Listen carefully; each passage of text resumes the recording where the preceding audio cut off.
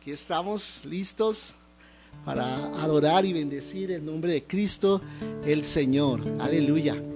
Aquí moviéndonos con muchas cosas, muchas cosas al tiempo, pero gloria a Dios que Dios nos da gracia para todo. Padre, te agradecemos tu gran amor, tu bendición, Señor, para con nosotros.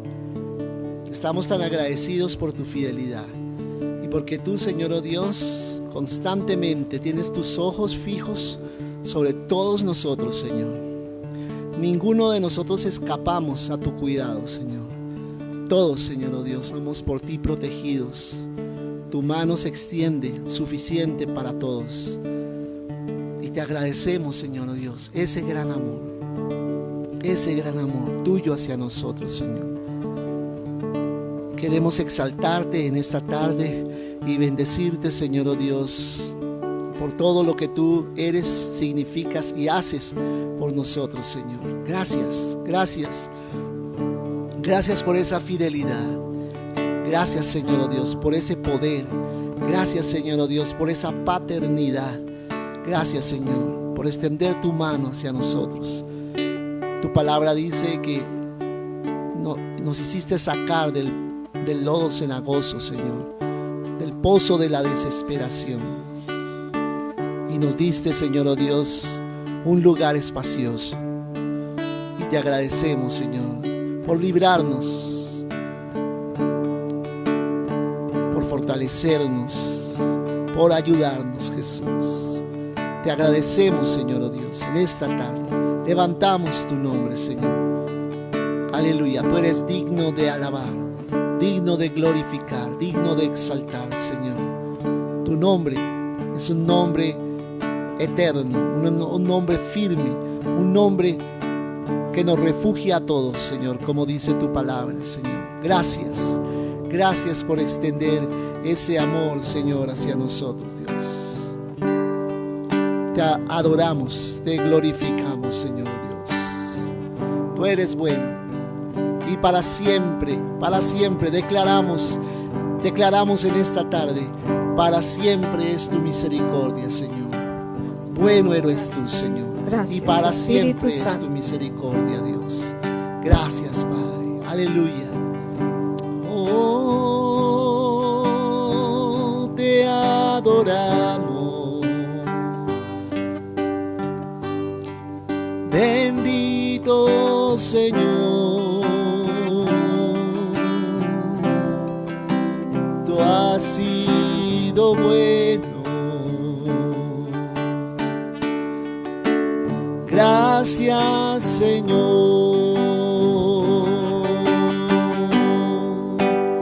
Hoy te adoramos. Bendito Señor.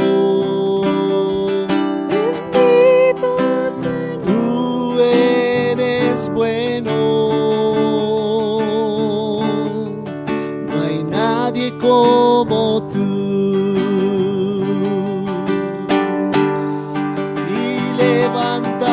Nuestras manos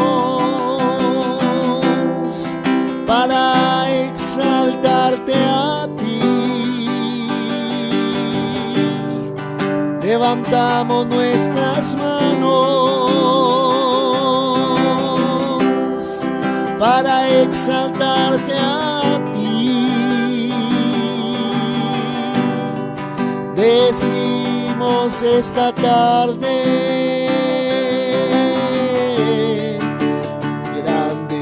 es tu amor, grande es tu amor, grande es tu amor, grande es tu amor, grande es tu amor, grande es tu amor.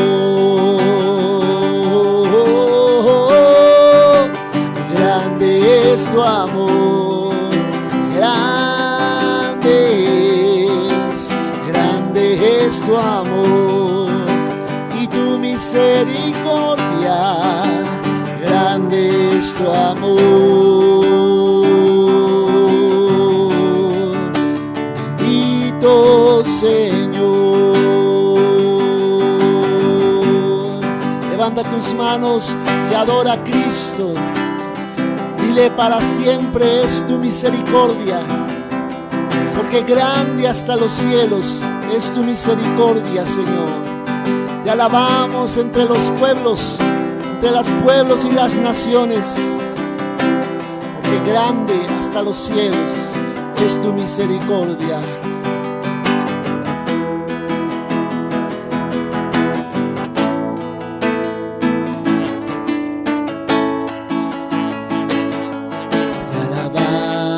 Señor, entre las naciones, proclamamos en la tierra tu gloria.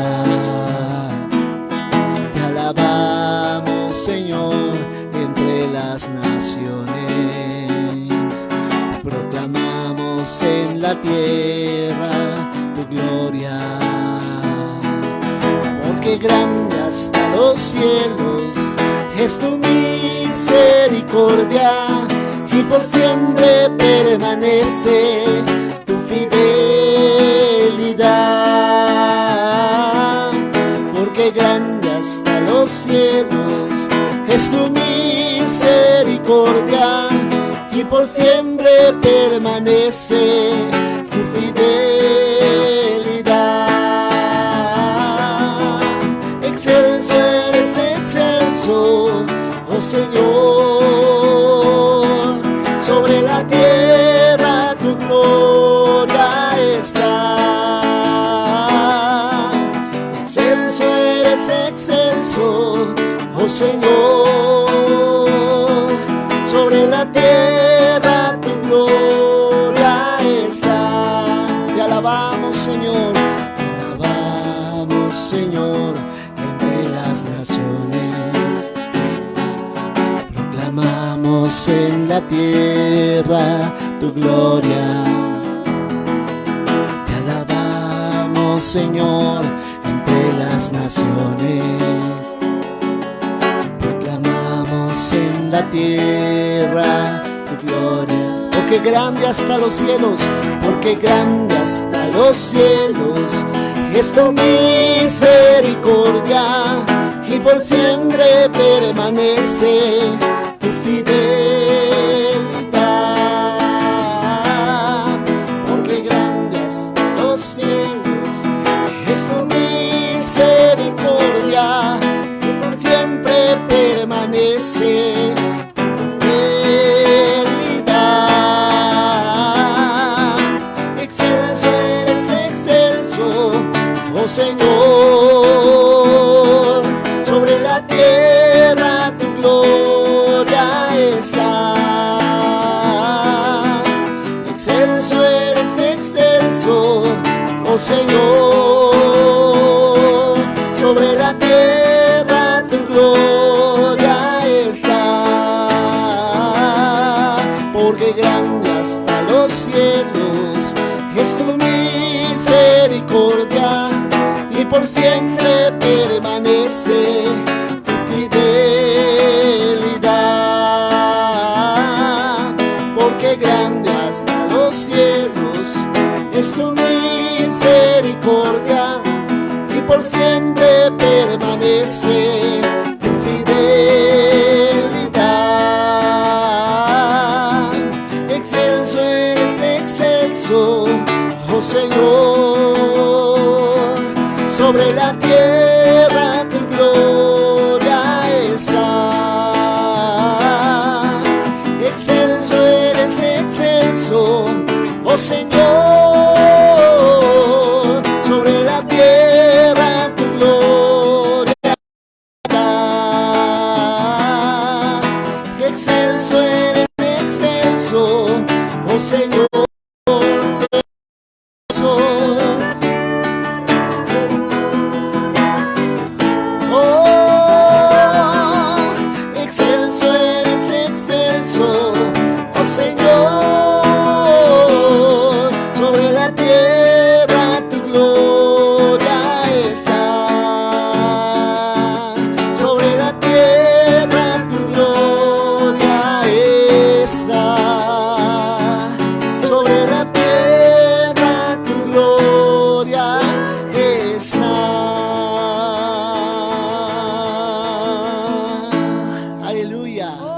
eres excelso, Señor, grande y digno de ser alabado, Señor, porque hasta los cielos es tu fidelidad y tu misericordia. No tienen límite, no tienen, Señor, comparación. Te agradecemos, Señor, por tu gran amor hacia nosotros. Gracias, Señor.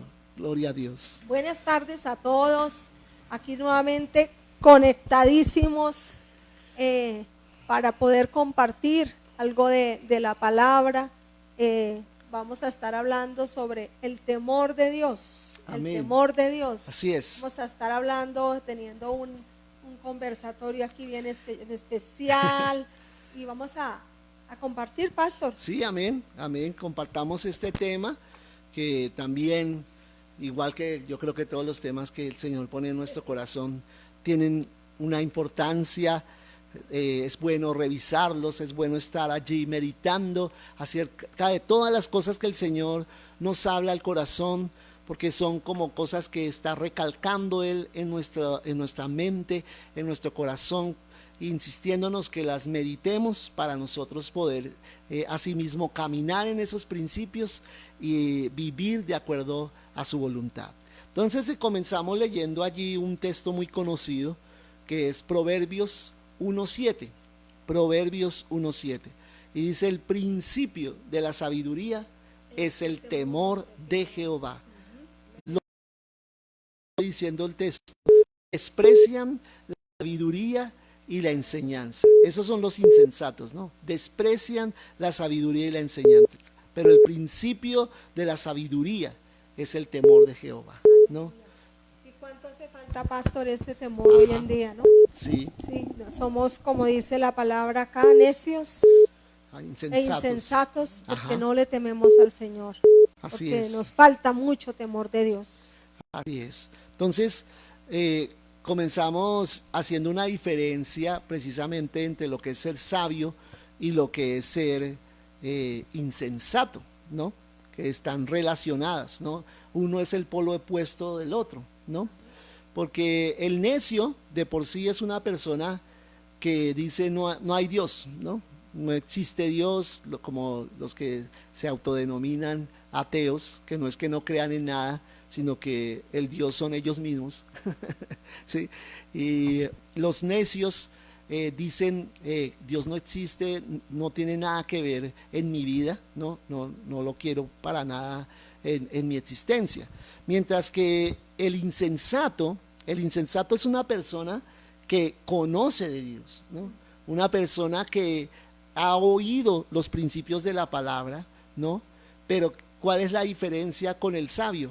De que él no aplica la palabra, ¿no? Un insensato es el que sabe lo que dice la palabra, sabe las ordenanzas del Señor, pero se niega a obedecer la palabra y por tanto entra en un conflicto interno, que yo creo que tú con la psicología entiendes mucho más esto, de que entra en un conflicto en el que está enfrentándose lo que él sabe que tiene que hacer y ver en sí mismo la incapacidad de hacerlo. O sea, no porque no tenga la capacidad de parte del Espíritu Santo, sino porque él mismo en su amor hacia el pecado no quiere hacer lo que Dios dice. Entonces entra en un conflicto interno bastante fuerte que puede llegar aún a deschavetarse la persona, a enloquecerse literalmente, a entrar en problemas emocionales muy graves, ¿sí? Porque está viviendo una lucha contra sí mismo de saber qué es lo que tiene que hacer y no lo hace.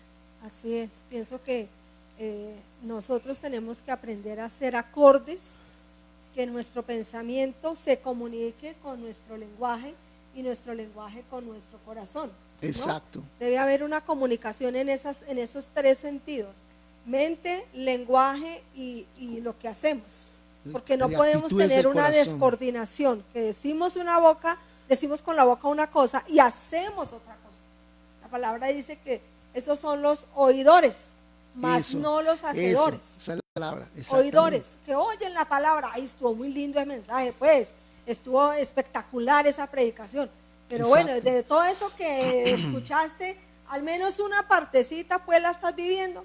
No, entonces ahí está eso. Exacto, entonces la diferencia o la contraparte del insensato es el sabio, ¿no? El sabio es como lo contrario al insensato, porque el sabio sí sabe la palabra. No es que sea sabio porque sabe mucho, porque tiene muchos libros o porque estudia mucho la teología. No, ese tipo de sabiduría no es, porque no tiene que ver con la sabiduría intelectual, tiene que ver con la sabiduría espiritual. Y la persona sabia es la persona que sabe lo que tiene que hacer, lo ha aprendido y lo hace. Así sea poco lo que sepa, así sea que sepa muy poco de la palabra, pues en comparación con todo lo que hay que aprender de la palabra, pero lo que va sabiendo lo va aplicando, ¿sí? Ese es el sabio. Entonces dice la palabra, por eso que el principio de la sabiduría es el temor de Dios, el temor de Jehová en el corazón. Y los insensatos por eso desprecian la sabiduría y la enseñanza. Lógico, ahí está claro. Ellos lo desprecian porque sencillamente ¿qué? No quieren caminar en la voluntad del Señor. Otra versión, que es una versión actualizada del lenguaje actual, dice: todo el que quiera ser sabio debe empezar por obedecer a Dios. O sea, ese es el temor de Dios, ¿no? Por obedecer a Dios. Pero la gente ignorante, que se refiere a los insensatos, no quiere ser corregida ni llegar a ser sabia, ¿sí? O sea, el que tiene esa actitud de rechazar la instrucción de parte del Señor. Otra versión, la de la palabra de Dios para todos, dice: respetar al Señor es el principio de la sabiduría. Así llama a los insensatos, desprecian la sabiduría y la disciplina. La disciplina, ¿no? Me gusta ese término que usa allí. Mira que es el mismo versículo, pero en varias versiones. Y otra versión que escogí dice: el temor de Jehová es el principio de la ciencia. Los necios, aquí ya habla de los necios, desprecian la sabiduría y la instrucción. Entonces, cada uno de nosotros tenemos la opción de elegir a qué grupo vamos a pertenecer. Exactamente, pastor. Me voy para allá o me voy para acá, pero no podemos estar en el intermedio, ¿no? Un pie aquí y el otro pie allá. No, tenemos que escoger, o estoy con los sabios o estoy con los insensatos. Exacto. Hay una frase aquí que tengo que dice: el fundamento de la verdadera piedad es el temor de Dios, ¿no? Entonces, una pregunta sería: ¿qué es la piedad? ¿No? Porque muchas veces confundimos la piedad con la compasión, ¿no? Ay, ten piedad de mí, o sea, ten compasión de mí, o ten piedad de tal persona, ¿sí? Entonces, a veces se aplica de esa manera, pero la piedad más que todo se explica o tiene su significado en cuanto a el afecto por todo lo santo. O sea, cuando yo amo las cosas santas, o sea, las cosas del Señor. Cuando una persona hace eso, entonces es piadosa, ¿no? Cuando ama las cosas de Dios y quiere obedecer y seguir la instrucción del Señor. Esa es una persona piadosa. Se les llama también pío, ¿no? Pío es una persona piadosa, que por eso es que en el catolicismo muchos papas se pusieron ese apelativo de Pío, Pío XII, Pío tal, porque estaban mostrando que ellos eran piadosos, o sea, devotos del Señor, ¿cierto? Y por eso la Biblia llama a los que no son piadosos impíos. Los impíos son las personas que no aman las cosas del Señor, que, como los insensatos que muestra aquí este versículo, ¿no? No quieren nada con Dios. Pero si tú quieres vivir una vida realmente dedicada al Señor, comprometida con Dios, en la que realmente estés mostrando tu obediencia al Señor, dice aquí que el fundamento es el temor de Dios, el temor de Dios en el corazón. Entonces voy a leer otra cita bíblica que está en 2 Corintios 6, del 14 al 18. Sí. Y vamos a ver cómo se relaciona con este tema del temor de Dios. No os unáis, dice 2 Corintios 6, 14, no os unáis en yugo desigual con los incrédulos, porque ¿qué compañerismo tiene la justicia con la injusticia? ¿O qué comunión la luz con las tinieblas? ¿Y qué Cristo con Belial, ¿no? ¿O qué parte el creyente con el incrédulo? ¿Y qué acuerdo hay entre el templo de Dios y los ídolos? O sea, está mostrando un contraste entre dos cosas muy opuestas, ¿no? Porque vosotros, y nos dice el Señor en esta parte de la palabra, sois el templo del Dios viviente, ¿no? Como Dios dijo, habitaré y andaré entre ellos, ¿no? Y seré su Dios y ellos serán mi pueblo. Por lo cual, salid de en medio de ellos y apartaos, dice el Señor, y no toquéis lo inmundo. Yo os recibiré y seré para vosotros por Padre, y vosotros me seréis hijos e hijas, dice el Señor Todopoderoso. Qué tremenda palabra, ¿no? Muy hermoso. Qué tremendo. Hermoso, pastor, y es muy dice mucho, ¿no? sí. Me parece, siempre hablamos como de yugo desigual. Para los que nos conocen, es como cuando una persona, hablamos en la parte sexual, ¿no? Sí, en la parte de las relaciones para matrimonio. Que tuvieron una relación antes de casarse, ¿no? Entonces para nosotros es como una ligadura de alma, porque hay un yugo desigual con una persona. Me refiero, no me refiero con la misma persona, sino con otra persona. Pues más que todo el yugo desigual se refiere es cuando una persona creyente se va a querer unir en matrimonio con un no creyente. La luz con las tinieblas, ¿no? Entonces habla de esa relación, esa relación, pero a mí me parece curioso que aquí nos habla de un yugo desigual cuando habla también de la parte, de otra parte que es diferente, ¿no? Que es lo mismo que nosotros hemos hablado con respecto a los negocios, cuando nos metemos en hacer negocios, sociedades, en las tales sociedades que, hemos visto tantas cosas, Dios mío, gente cristiana, y no que es que tengo un socio que no conoce al Señor, pero es buenísimo, mejor dicho, él tiene la inversión y de pronto se mete y terminan en unos problemas terribles, y terminan quebrando, bueno, muchas cosas, o en problemas pero entonces me parece importante como que entremos en el tema. En el tema, muy importante tener el temor de Dios, y lo que está recomendando o más bien ordenando el Espíritu Santo a través de Pablo. Dice, por lo cual salid de en medio de ellos, ¿no? Si somos templo del Señor, no tenemos que tener comunión, o realmente no, si realmente tenemos a Cristo en el corazón, no tenemos ninguna relación con estas personas que andan en tinieblas, ¿no?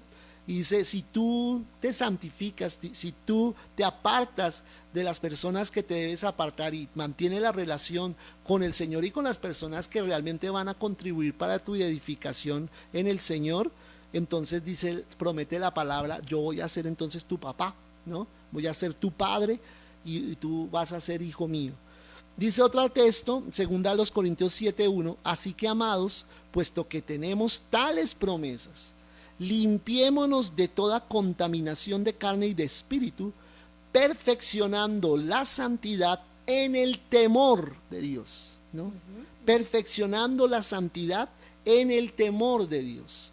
Entonces, por eso el temor de Dios debe ser cultivado en nosotros constantemente, porque eso nos va a nosotros dirigiendo hacia la santidad. Dice ahí, perfeccionando la santidad en el temor de Dios. Perfeccionando, recuerden, siempre con la palabra perfección, sobre todo en el Nuevo Testamento, quiere decir madurar, madurando en la santidad. ¿Cómo maduro en la santidad? Manteniendo en mi corazón el temor de Dios. ¿Y qué es el temor de Dios? Esa piedad, ese afecto hacia el Señor, pero también ese respeto, ¿no? Esa reverencia, esa hacia el Señor, saber que cada cosa, como decía mi esposa, aún las actitudes más íntimas de nuestro corazón pueden ser pecado contra el Señor. Entonces, manteniendo siempre una correcta actitud en mi corazón hacia los demás, hacia lo que digo, hacia lo que hago. Es muy importante, pastor. Me voy a volver un momentico acá. No os unáis en yugo desigual con los incrédulos. Eso tiene que ver mucho con lo que estás hablando. Sí, claro. Porque a veces nuestras relaciones, nos relacionamos con gente no correcta. Sí. Con gente que no nos va a edificar. Exacto. No nos va a aportar a lo que nosotros estamos creciendo en el Señor. Y son gente de pronto que son muy buenos profesionales, pero su corazón está lejos de Dios. Sí. Y esa relación de amistad o de noviazgo nos va a terminar confundiendo y desanimando y haciendo que nosotros perdamos el temor a Dios. Exacto. Que nosotros vayamos, lo que dice Pastor Manolo, contaminándonos de cosas que no son agradables. No quiere decir, aclaro, no quiere decir que nosotros no vamos a tener relaciones de amistad con gente que no conoce al Señor. No, lógico, nosotros estamos en el mundo y vamos a tener relaciones de amistad con mucha gente, con muchas personas, pero uno tiene que saber cuál es el lugar que yo tengo. Ajá. Y la creencia que yo tengo y tener la seguridad y la certeza y no dejarme, las convicciones, y no dejarme influenciar por otras personas. Exacto. Que me hagan perder el temor a Dios y que me hagan perder la bendición que es la presencia del Señor. No más dice la palabra, las malas conversaciones corrompen las buenas costumbres, ¿no? Entonces el hecho de estar nosotros en comunión, como dice mi esposa, con personas que no siguen al Señor y al contrario son vulgares, tienen malas costumbres, ¿sí? Tienen hábitos pecaminosos, así yo no quisiera, como estoy en comunión con ellos, como estoy constantemente con ellos, no solamente me refiero a trabajar, digamos, en la misma empresa, sino que hay como una amistad, como una especie de intercambio continuo con ellos, eso me va contaminando. Por eso dice el dicho popular, el que anda en la miel algo se le pega, ¿no? Exacto, pasa. Entonces siempre uno va quedando como infectado, por decirlo en los términos de ahorita, ¿no? Con el pecado, con cosas que no son del Señor, y eso desagrada al Señor. Por eso en este punto yo quiero hablar de la santidad, de santificarnos, sí, de guardar esas buenas relaciones con la gente correcta, con la gente que debemos estar. Pastor, es que es importante que hay un dicho que dice que el que calla otorga, ¿no? Sí. Una de las cosas características de la parte del bullying, voy a meterme en algo así, que es que el bullying no es la persona que hace la agresión, es parte fundamental, pero hay otros que participan del bullying y son igual de culpables al que está ejecutando el bullying. Son aquellos que se unen al grupo y han callado nada, está siendo afectada, que la otra persona está siendo herida, pero ellos prefieren no hablar y se quedan callados para no decir nada, ¿no? Entonces ahí también tiene que ver, están participando, que es lo que voy a lo que tú estabas diciendo, ¿no? Que uno de pronto como partícipe de una relación de amistad, ve que el otro está haciendo algo malo y se queda callado, ¿no? Y no dice nada, vio que robó, vio que hizo esto, vio que otro, y se queda callado. No lo estorba. No lo estorba. Para eso estamos nosotros, para estorbar y decir, oye, el pecado. Oye, mira, lo que estás haciendo no está bien, no es correcto. Mira, exacto, tal cosa, tal otra, pero yo me quedo calladita y participo y también hago risas y también, ay, que sí, tan bueno.